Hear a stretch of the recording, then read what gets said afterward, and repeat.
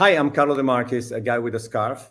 I've been for 35 years in the sport technology and media industry, and also recently in entertainment. And I've seen, the evolution. I started doing streaming in 2007, 2008. Lucky enough to be working with NBC Olympics for the 2008 games in Beijing, and seeing the birth of what we call video today. So it was Move Networks and then Silverlight Microsoft, and everybody understood that the new video with adaptive bit rates that would allow experiences that were not possible on digital video before. And that was a really breakthrough for everybody. And streaming started from there. And immediately we realized that we can do a lot with this kind of video, especially in sports, because sports has a lot of context, has a lot of data. So immediately everybody was focusing on the video part. So we need to stream video. Then as video became working, we started saying, okay, but how do people discover and consume the video that we are showing, that we are streaming? So the concept of a CMS became important. How you discover the UX part, the user experience became important.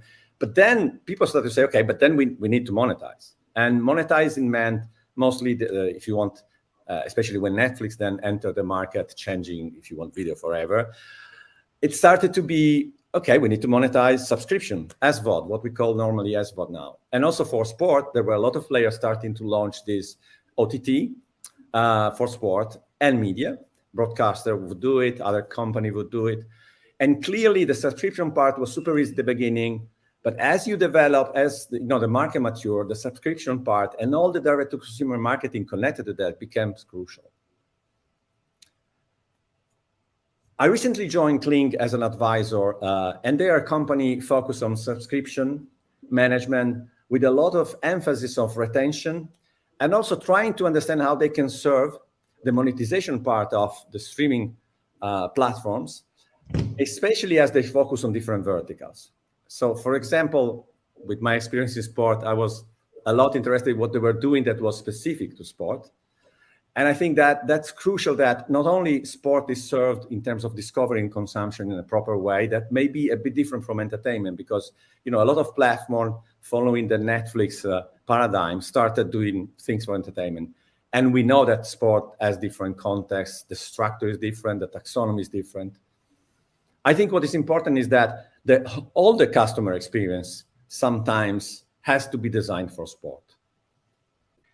I was talking to Cleeng product team recently, and they started focusing on, what we can do for sport that will enable our sport client to really deliver the maximum value to their consumers.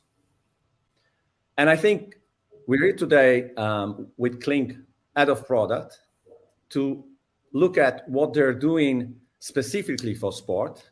They're launching something that comes from the understanding that a sports season is different from an original series or a movie, and they may need to do something that enable customer to follow their sport, but also able to pay for what they watch when they watch. And I think they call it seasonal subscription.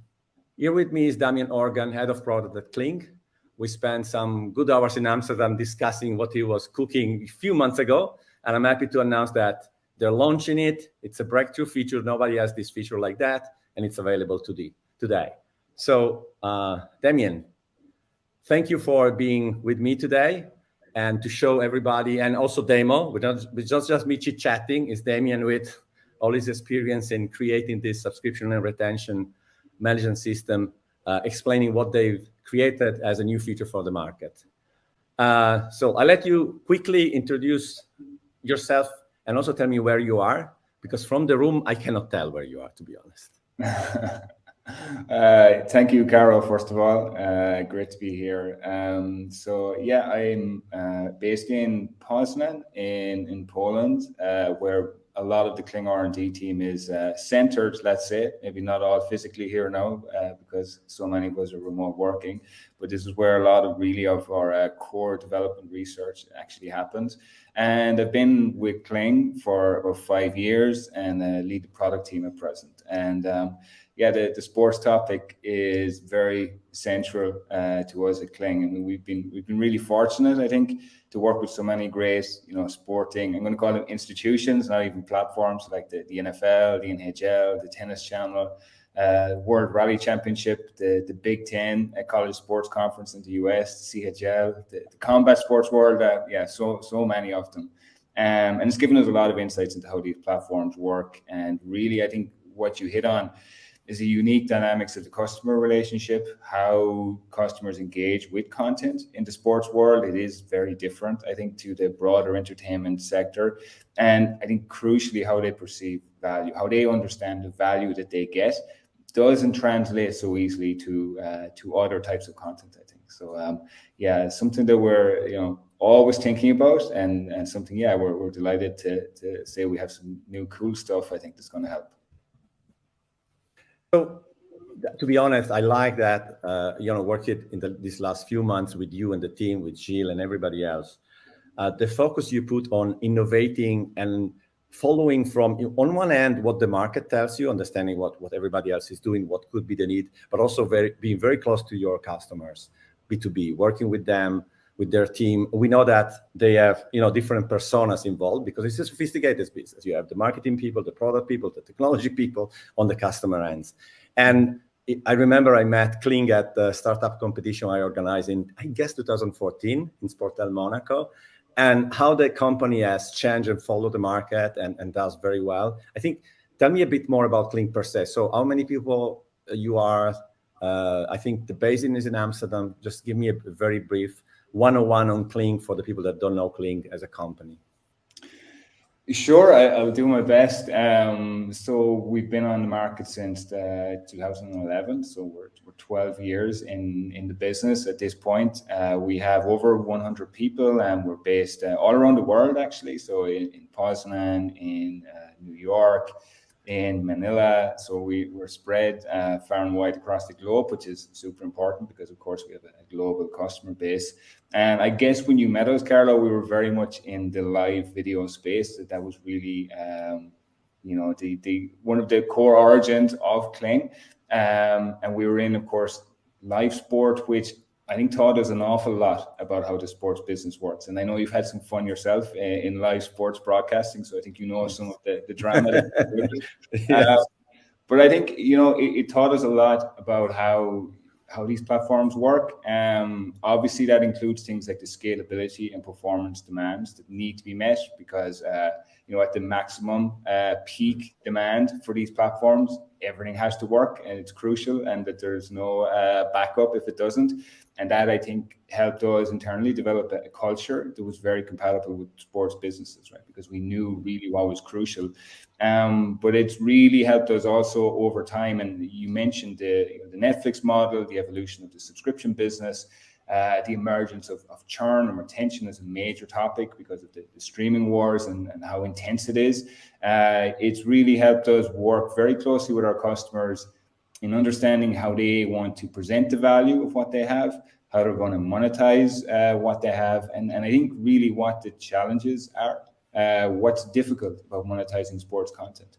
And that requires, I think, a very specific type of knowledge, a specific type of experience to really be able to focus in on that. And that, I think, is something that we feel confident in at this point because, as I said, some of the businesses we work with are fantastic, and they've been great teachers for us. And together, I think we're always, as you said, trying to innovate. So one thing that as I still consider myself someone in product somehow. So I like talking. Nobody talks about product in this kind of moment where everybody's talking about AI and everything else. But what is Cleeng platform? Is it pure SaaS? How does it work? And that would be good to know because very often you talk to people, they have a solution, but then I think part of the success is how you embed yourself and work with the client. It's not only pre-RFP, you do an RFP, the client decides who wins, and that's it. That's the beginning of a journey. It's not the end of the journey. And that's something I appreciated working with you as a team. Yeah, I mean, I think as a product guy, one thing you will know very well is that the more difficult something is to set up, the more difficult it is to run and maintain as well. So, how it starts tends to be how it tends to go on. And yeah, we've really embraced the SaaS model when it wasn't something that was very conventional in this industry. It was a very different type of philosophy a lot longer, let's say, launch times, a lot longer to get to market with new services, a more difficult, change order process, right, for customization. And yeah, we really felt that a true SaaS model was the future. That was where the industry needed to go. That's where an OTT subscriber management platform needed to be. And that meant that we embraced other aspects of that as well. So having a multi-tenant solution, for example, as opposed to a single tenant solution, right? So for anyone who's a little bit more into architecture, they'll appreciate the difference. It really changes how we work with companies. I think it adds a level of flexibility, a level of speed. I think one of the crucial things is it means innovation rolls out faster. And it's one of the things that we see is that when we innovate, we see multiple clients, multiple broadcasters pick up on these innovations quickly. It allows you to experiment and to take more risks a bit faster. So that's, I think, part of how we work.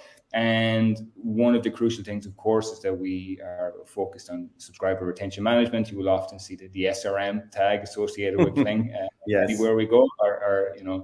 Our marketing team will emphasize that a lot. And yeah, it was just a very simple understanding that I think that our leadership team had, 5, 6, 7 years ago, that this is the topic that successful businesses were going to get right in this sector over the years that we're going to follow. And it was just simply the intense competition of the subscription industry and the basic cost economics of it, right? So how much it costs to win a new customer versus how much it costs to keep a customer. And I think all of these things have come together, to inform our thinking about something like the sports content monetization. This shapes us as a company, us as people in this business, and the types of relationships we have with our customers. Okay, before going into the demo, I wanted to maybe, a bit, I don't want theory, but a bit of the logic behind. So you mostly, as we talk about sport, some season are 6 months, some season, depending on the sport and the competition and the league, some are, longer or less. But the problem is that a monthly subscription as a consumer of something where normally, even if, the content teams, the content strategy are trying to, what we always call, fill the valley or fill the gap. It's imagine for Olympics, you have 2 years, 4 years cycles. So the valley is super long, but even in season, right? And you can take the NFL, the Premier League, there is a moment where honestly, it's difficult to motivate people to pay monthly when, I don't want to say, because it's full respect for, and the, original series, original content is becoming even more important than live in some areas, but still to pay when the games are not on, it's still difficult. So tell me the rationale. One, if you see the problem like that, if you have any statistics around how influential this is, if it's monthly, it's seasonal, and then what is your solution for that? Yeah, I would start even more fundamental than that is that one of the things we notice is that the teams running these sports platforms, streaming platforms, are a lot like the sports teams themselves, and people tend to think that this off season is kind of like a chill out time, some nice cocktails and a nice beach somewhere, maybe in your part of the world. But it's far from the truth, as you know yourself, Carlo. There's huge pressure at the start of each season, right? So that's one of the first things that you really feel when you work with sports platforms. And a big part of what they're thinking about is the value proposition you just spoke about. That's a huge thing to think about. And it's complicated because even if they know OTT well, the seasonality really changes it. It changes how customers perceive value. It concentrates acquisition in this super tight time frame where you have to get everything right. And that's what gives people sleepless nights, and they will tell you this themselves. And it leads to really significant churn and reacquisition costs. So I think that's what I would say is one of the real drivers. So you just mentioned the monthly subscriptions, and I think that's one of the 3 classic strategies for dealing with this. One is the season pass, the traditional season ticket, where it's just you buy a ticket for the season and that's it. And it's a super nice value proposition. I'm buying for the season. I'm totally clear on what I'm getting, what I'm paying for. The problem is, of course, is that you lose every one of those customers at the end of the season, in a sense, right? And that even after a huge marketing effort to push the next season, you're maybe retaining 50% of that customer base. that's a lot. That means, half of those guys gone.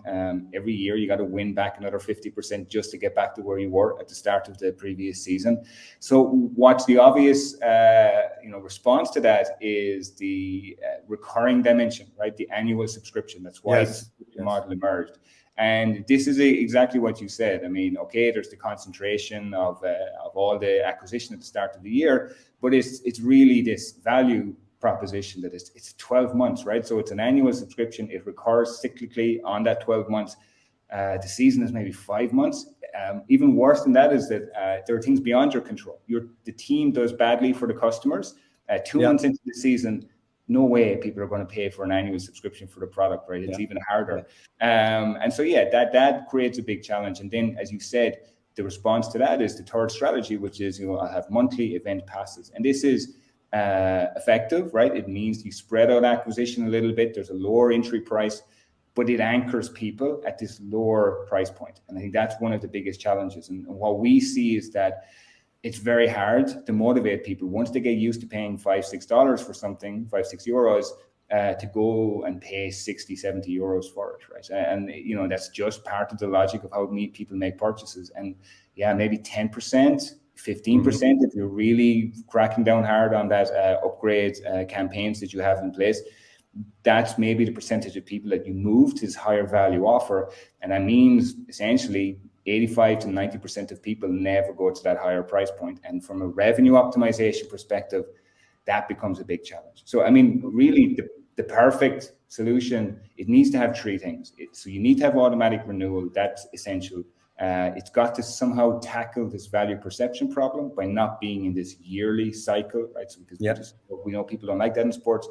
But it's also got to provide a really low friction transition to the higher price point. It's got to be easy to somehow get people from a low entry point to a higher price point. And you've got to get those three things in place, I think, to really make seasonality something that can work in your favor in sport. Yeah. And what is the solution, you think? Let's talk about the new feature that Cleeng is announcing today. Sure, yeah. So I think it's all the pieces that we've spoken about already. We felt that seasonal subscription was the way to address all of these pain points, the way to really tackle these pain points. And it was, a totally unique product. It doesn't exist anywhere in the market, I think, as you said earlier.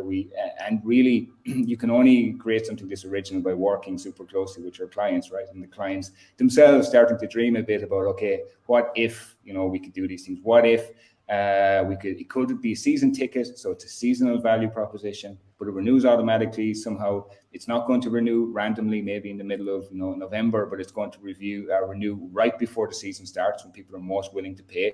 And somehow, additionally, we can also get people to sign up to this same offer across the entire season, as opposed to just at the start of the season. So we don't have to worry about adapting the price in the exactly. So just having this dynamic pricing across the season is going to encourage people still to sign up, but they're signing up to this seasonal cycle, as opposed to these lower priced offers, which people tend to churn from kind of quickly or ultimately never to upgrade from.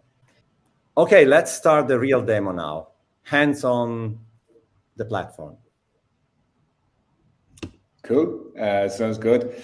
We're in the Cleeng broadcaster dashboard. So this is the platform that our clients are using essentially to orchestrate and run everything related to their business, right? Their OTT service. And this is a very important part of our platform. This is the offer management center. And you can do everything here, from building products to building upgrade, downgrade pathways, coupon, discount campaigns, all of those types of things. And I think what I would like to show is just the ease with which you can create these seasonal subscriptions, right? And how quickly you can change things as you need to, as your season is progressing, as you're seeing how things are trending, which is that speed, that ability to react quickly, I think is something that, at least for the teams we work with, is always very important. I'll just quickly go through the offer creation process to give a sense of, I think, some of the key elements of it. So as I mentioned earlier, all of these classic types of monetization strategies, Cleeng is familiar with all of them. We've worked with all of them. We've had clients who've used all of them. So of course, there's the subscription model. There's the passes, which are used for the traditional season ticket. There's live pay-per-view, which everyone at Cleeng is very familiar with as well. And then there's transactional video, right? The traditional, short time access to a particular video or to a particular product. For seasonal subscription, so it is a subscription, which is part of the name, of course. But what I'm going to do is I'm going to just jump back and I'm going to do the classic thing of showing you one that I made earlier. And this is the seasonal subscription. So as I said, it's a subscription. It's created largely the same as any other subscription within the Cleeng platform. But there's a couple of really distinct ideas that we've introduced. And one is that we've created this idea of a season within the Cleeng platform. And the season can be connected to multiple plans. So you have a basic plan, you have a premium plan, and they can all run on the same seasonal cycle, right? Because typically they do. You can adjust start dates and end dates for the season. I think this is really a crucial change because traditional subscriptions, they're cyclical, right? So it's monthly, it's annual. And as we mentioned earlier, I think there's a lot of challenges that come with that. And what we said, and this was part of the dreaming we did with our clients, was what if instead of these cyclical subscriptions, you can have a subscription, but it starts when the season starts and it ends when the season ends, right? And when you think as a broadcaster is an appropriate point to say this is the end of this content season. And it's as simple as that. It's just by having the start date and by having the end date, you can define when exactly it is that people are going to have to pay for this subscription next time. So obviously we're very focused on sport, but you could imagine this in an entertainment platform where it's every time the new series starts of a super popular show, that's when people will pay, right? And naturally that's the moment where people are most interested or most willing to pay as well. But you can just simply create your seasonal cycle, and from there you can connect any product that you want to it, right?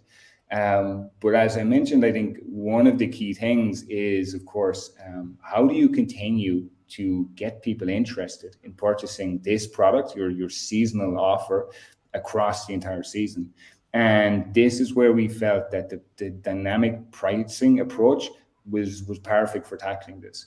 And there's lots of different ways that this can be used. So one of the ways that a lot of our clients will talk about is, creating these early incentives, right? So the classic early bird offer, as some people would know it, where you can have a $10 or $20 discount on the price to really drive that early season acquisition.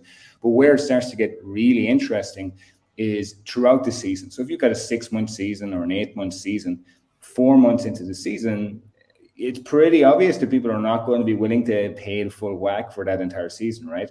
And this is sometimes a complicated process. You got to change the prices. You got to be super conscious of how it's going to affect all the prices of your existing customers. And the actual operation of this is often a very complex thing.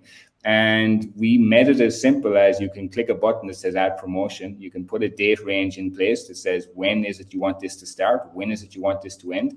You say what the price is going to be called, of the offer that you want to create. So we can say it's like end or final offer for the end of the season. You can put in a very special price, right, which is going to be significantly lower. So at the end of the season, maybe the price is going to be 25% or 15% of the normal price.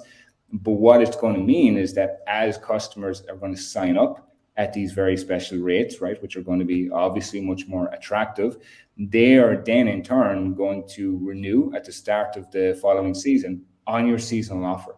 And that's a super important distinction, because one of the things we've seen, and it's undeniable in the data we have, is that moving people from these monthly subscriptions or event passes to a seasonal level product, and that's really where the higher lifetime value is going to come from. It's super difficult, it's time consuming, and if you do it really well, you might be at 15% success rate. Instead of doing that, you create a special price point, and then people are going to automatically renew at that price. And that was the thing that our clients really felt was going to make the difference. And yeah, from what we can see, that seems to be very much the case. And one thing that I noticed is that the interface is so simple that in theory, if you want to get extremely sophisticated, and I'm doing an extreme case, let's imagine a sport that has 70 game days at the beginning of the season, just to mention some that we know well. In theory, you could be so specific that every game day there is a change in price. If you want, the pricing strategy may be right or wrong, but potentially it will take a few minutes to do it. You set it up, you can still adapt it because it goes live when it goes live. But basically, it's not that you need to have a marketing operation team changing things, testing teams every week. You can pre-design everything and then just run it through the platform, correct? Yeah, exactly. I mean, it's just so easy to change the price. And I think that in and of itself is something that is, people, I guess people outside of it don't fully understand, Carlo, but with your experience, I guess you have a better appreciation for how tricky these things can be. Being able to do this easily, and not having to engage development in order to make these things happen. Yeah, it just saves a lot of time. And I think it allows you to try things. It allows you to experiment, and it allows you to really see what works. And that is often the most frustrating thing, is that when it's difficult to even experiment, when there's a higher barrier to trying out an idea that you and your team have come up with, that can be frustrating. And that was the thing that we really wanted to change, to make it easy to experiment, easy to try things. And as you said, the pricing strategies, you're not always going to get it right, but the key is that you have the freedom to try. And I think combined with other aspects of our platform, particularly the integration ease, as we would say for sure that we bring, it allows you, I think, to change things more quickly, to respond more quickly, and when you see things that work, to take advantage of them fully. No, it's impressive. I think if you want, the concept of a season subscription is not new, but the implementation of the tool that makes it easy to plan, easy to design in terms of offering, and easy to then run it. Because I think, as you said, what you can appreciate if you have used these things is that you don't have to test every time you change something, because you have built a platform and you plan it at the beginning of the season, and you can even change it during, because you discover you need to go more precise. You can. I think that's really the difference here. So this is something designed for sport seasonality. It's not using great tools that maybe other can have to aggregate a solution because you decided to do something for seasonal subscription. I think that's the power of it. This is designed for it.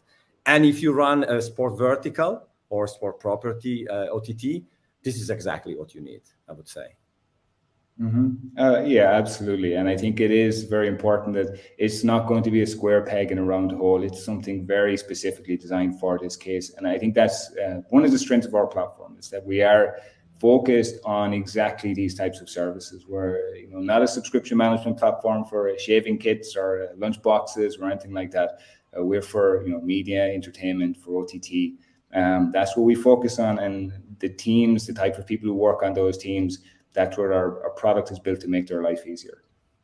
Yeah, and even if you want to enlarge my scope of interest in the last 10 years to more than just sport, when I understand sport and the pain and the beauty of sport, but I really appreciate what something is done understanding the specificity of sport, and this is the case. Nice to hear. So thank you, Damien. This was really cool. I really appreciate what you have put together. I hope the market does also as well, and understand how this is really a unique feature for sport properties or media properties that manage sport verticals inside their bundle or as a unique proposition. Yeah, and I think if anybody wants to take a look themselves, they can just go to Cleeng.com.